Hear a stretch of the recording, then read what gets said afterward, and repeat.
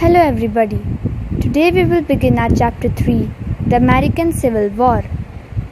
The Civil War.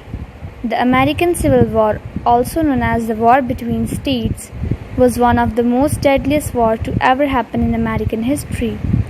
The Civil War cost more lives than any other war in history. It was fought between the northern and southern states of America from 1861 to May 1865. Causes of the American Civil War.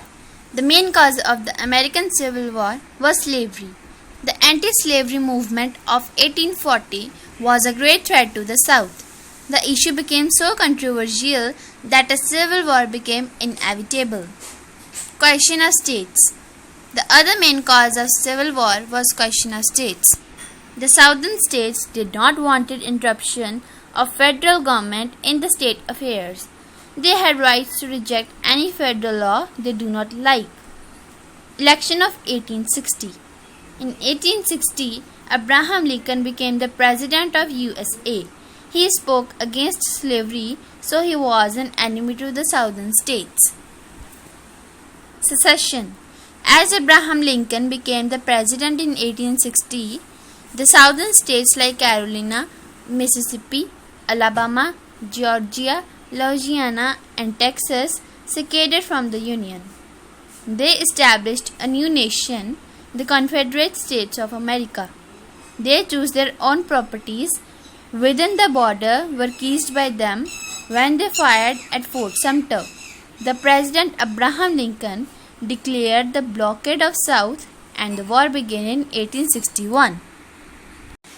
Main events of war. Emancipation of slaves. President Abraham Lincoln issued the Emancipation Proclamation on January 1, 1863 as the nation approached its third year of bloody civil war. He is also known as the Great Emancipator.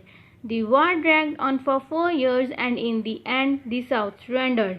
After 4 years of conflict, the major Confederate armies surrendered to the United States in April 1865 at Appomattox Courthouse.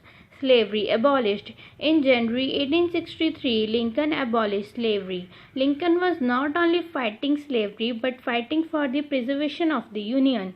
The seceding states were treated as rebels. The secession of South Carolina was followed by the secession of 6 states: Mississippi, Florida, Alabama, Georgia, Louisiana, and Texas. Robert E. Lee surrendered.